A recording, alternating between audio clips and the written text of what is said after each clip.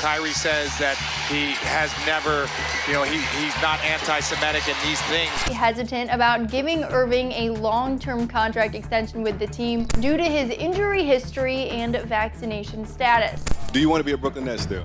Pass it to my left. Lead the league in assists. This was Kyrie Irving's worst nightmare. I mean, throughout the past year, from the offseason until now, things could have not gone any worse for Kyrie Irving. You might be saying, what are you talking about, Mike? The Brooklyn Nets are performing fairly well. I think you're over-exaggerating. We'll get to everything real quick, man. Before we get to the content, make sure you drop a like, subscribe, and turn on our notifications to help the channel grow. I also wanted to thank you guys from the bottom of my heart, man. We got verified on Instagram. It would not have happened if it wasn't for you guys supporting me from day one. I made a lot of mistakes throughout my career. You guys have backed me up through each and every video, even though you may not agree with some of the stuff I say. But from the bottom of my heart, man, I want you guys to know I really appreciate the love and the support you guys give me. Now that we got all that out of the way, cue the intro.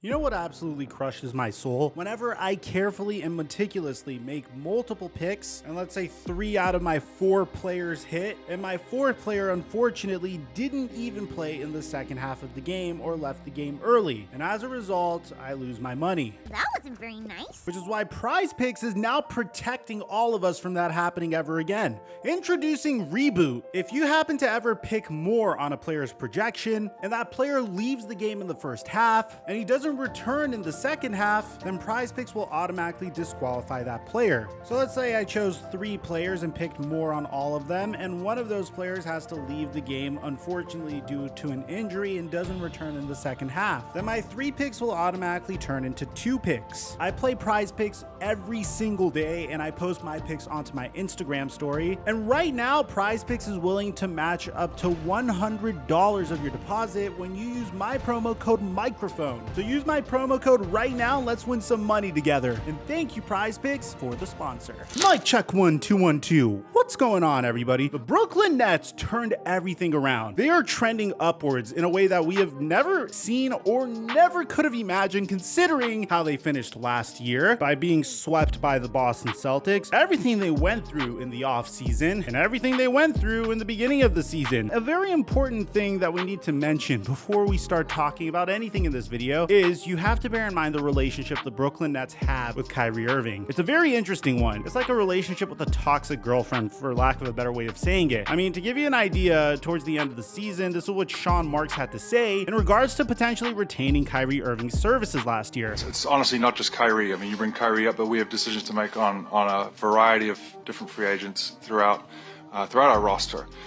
We haven't had any of those discussions yet, so it'd be unfair for me to comment on how it looks with us and Kyrie, because to be quite frank, he has some decisions to make on his own. So he has to look at what he's going to do with his player option and so forth like that. But I think we know what we're looking for. We're looking for guys that want to come in here, be part of something bigger than themselves, play selfless, play team basketball, and be available. And that goes not only for Kyrie, but for everybody here. And if that isn't enough to convince you that the Brooklyn Nets and Kyrie Irving don't really have the best relationship, you have to bear in mind that when Kyrie Irving asked for a contract extension from the Brooklyn Nets told him to fuck off, which is literally insane if you think about it. This is a team that is not even a decade removed from gutting out its entire roster to try to bring in multiple Hall of Famers in order to put butts into the seats for a team that wasn't getting that much love or respect during the mid-2010s. They were doing anything to make themselves relevant, although that was a horrible way to make yourself relevant, I'll say that. So now that you have 2 star players in Kevin Durant and Kyrie Irving, one would assume that when one of the star players comes up to you and says, hey man, I know that you and I have had our differences. I know things haven't gone as planned. I know that we've gotten really close to winning a championship, but unfortunately it didn't end up happening. Despite all that, I still want to remain on the Brooklyn Nets for the foreseeable future, at least while my buddy Kevin is here. And for the Brooklyn Nets to tell him, No. We don't want to give you a contract extension. You're welcome to decline your player option and hit free agency, but it doesn't seem like there's any team out there that is a contender that is willing to give you the money that you would want in order to switch teams and play for a different contender. So by all means, do what you want, Kyrie. You could leave if you want. We don't really care. Ultimately, Kyrie Irving opted into his player option. Now, a couple days later, what made things really awkward was Kevin Durant would then demand a trade, which was kind of unique considering that he was under contract for the next 3 years. So there's like no way, shape, or form for Kevin Durant to get traded, on top of the fact that his value was very ambiguous at that point. I mean, what are you supposed to trade for a player that is 34 years old, entering his 16th season in the NBA, 15 active seasons, 16th if you're going to count the injury, and is without a doubt a star in this league and an NBA legend and a future NBA Hall of Famer? Very difficult to gauge the trade value of a player like that, especially when he's under contract for that long. Throughout the entire offseason, it was a big game of cat and mouse between Kevin Durant, Kyrie Irving, and the Brooklyn Nets. To the Brooklyn Nets' credit, they still made some nice marginal improvements. They added TJ Warren, they traded for Royce O'Neal. They knew the entire time they were going to run it back with Kyrie Irving and Kevin Durant at least one more time. Things would get really weird. I mean, Kevin Durant would go ahead and demand the Brooklyn Nets to fire the head coach that he literally handpicked, Steve Nash. They let go of Kenny Atkinson, a brilliant head coach, to bring in their guy, and I guess their guy just didn't work out. It wouldn't take long until Steve Nash would resign as the head coach of the Brooklyn Nets, and Jacques Vaughn would take his place instead. I want you guys to remember, Jacques Vaughn inherited a mess of a situation. I mean, I don't think there's a single position in the entire NBA that was less desirable than being the head coach of the Brooklyn Nets, a team that has so much potential that is being squandered due to the inflated egos of multiple members of the organization. But to Jacques Vaughn's credit, he navigated the situation beautifully. Don't get me wrong, there's distractions throughout the entire way, including the latest Kyrie Irving distraction of the year, where, you know, if it's not him getting injured in year one during a season that Kevin Durant wasn't playing, which obviously you should take that entire year off to focus on yourself because your team is truly going to be contending when Kevin Durant is around. If it's not him deciding in year two to take sporadic weekends off and just time to himself, or if it's not him getting into this huge commotion about the jab in year three, or just taking a picture of a controversial documentary and posting it onto a story in year four, it's always been something with Kyrie. That's a huge reason why the Brooklyn Nets didn't want to bring him back, which is kind of insane. I don't think I've ever seen a team during this player empowerment era tell a star to essentially go fuck themselves, which as a businessman, I thought that took a lot of balls to do, and the fact that they were able to do it was remarkable to me. But the important thing is, throughout all of the distractions, the Brooklyn Nets, to get good enough to be the fourth best team in the Eastern Conference, they are currently only 6 games back from the Boston Celtics. They're a 4th seed as opposed to being an 8th seed like they were last year. This is a fantastic turnaround for a team that made marginal improvements over the offseason and made a head coaching change and had to deal with a ton of distractions. So Mike, why is this Kyrie Irving's worst nightmare? I feel like you have an agenda against Kyrie Irving. No, I don't. I really do not. While the Brooklyn Nets have been performing really, really well, something that was really bad for Kyrie's career occurred. You see, in 2017, Kyrie Irving went to LeBron James and told him, I want to demand a trade. There were rumors why he demanded a trade. One rumor being that he had a feeling LeBron James was going to leave a different team soon. Another being that he just wanted to be the face of his own team. So when he had that opportunity, he got traded to the Boston Celtics. Now, this is history sort of repeating itself. He was fantastic in his first season with the Boston Celtics. Unfortunately, he sustained an injury and wasn't able to participate in the NBA playoffs. Despite this, on the backs of a second-year Jaylen Brown and a rookie-year Jason Tatum, the Boston Celtics were able to take LeBron James and the Cleveland Cavaliers to 7 games in the Eastern Conference Finals without Kyrie Irving. Now, you might get an idea of where I'm going with this, because it seems like this has been a theme. I mean, 1 year later, there was some drama lingering as a result of that. Boston Celtic players like Terry Rozier felt like it was ridiculous that he had to revert back to the bench despite the team clearly being better when he was the starting point guard over Kyrie Irving. Needless to say, Kyrie Irving would decide to switch teams to the Brooklyn Nets during the start of the 2019 season. Now, you fast forward to this past season, and something very unique happened. Something that we've seen before with the Boston Celtics. While Kyrie Irving was suspended during the beginning of the season, he was suspended from the beginning of November to November 21st. During this time, the Brooklyn Nets played in 9 games. During this time, the Brooklyn Nets also had Kevin Durant. And during this time, the Brooklyn Nets won 6 out of their 9 games. Nice. Now you might be thinking, what's the significance of all this? Why is this Kyrie Irving's worst nightmare? Well, we're gonna get to that right now. You see, Kevin Durant recently underwent a significant injury to his knee. He was diagnosed with an MCL sprain in his right knee, and we're not gonna get much information on this for another like 3 to 4 days. So now it's Kyrie Irving's turn to prove that, hey, I'm a max contract worthy player. Brooklyn Nets rejected my request for a max max contract. Let me show them that I could really carry the Brooklyn Nets even though KD is out. Well, that didn't really happen. You see, Kyrie Irving's thirst and hunger to be the face of a franchise a couple years ago looks absolutely ridiculous now. And I don't think it's a big deal. I don't think he really cares either, but I felt like it was important to point out because prior to this season, I did think Kyrie Irving could carry a basketball team. Don't get me wrong, I don't necessarily agree with everything Kyrie does, but I still think he is one of the most incredible basketball players I ever had the privilege of watching. I mean, I could watch Kyrie Irving highlights on YouTube over and over again, and I'll never get bored because of how crafty of a basketball player he is. But in his first game against the team that swept him last year, the Boston Celtics, also the top seed in the East, the Brooklyn Nets would lose by 11. Next game against a team that I thought was tanking, the OKC Thunder, it would lose by 10. Their next game against another team that I thought was supposed to be tanking, the San Antonio Spurs, the Brooklyn Nets lost by 8. And most recently, they lost to the Phoenix Suns by 5. Now, tonight, they're supposed to face the Utah Jazz. This is being recorded before that. Who knows, he might get his first win since Kevin Durant got injured then. But my point being that this is not necessarily a good look for Kyrie Irving, especially considering that he's hitting free agency this offseason. Now, what's the significance of this? Well, there's a chance that Kyrie Irving is just a very,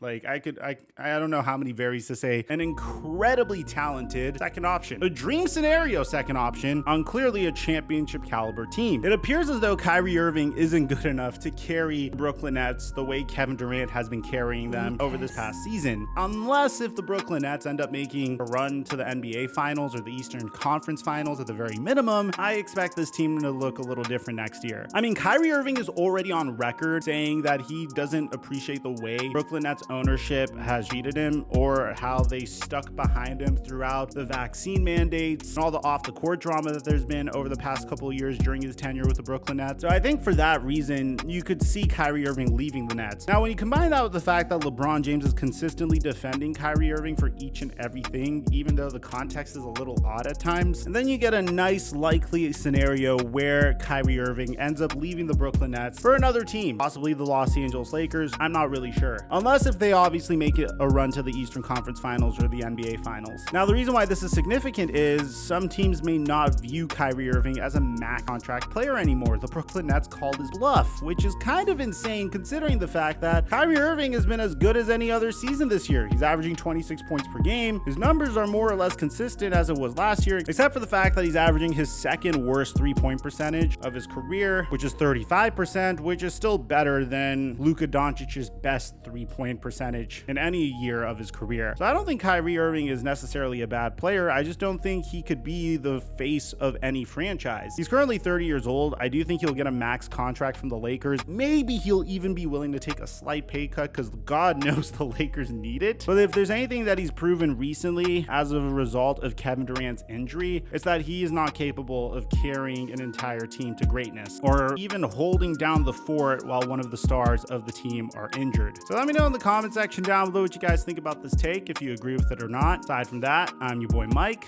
and I'm dropping our mic until our next upload.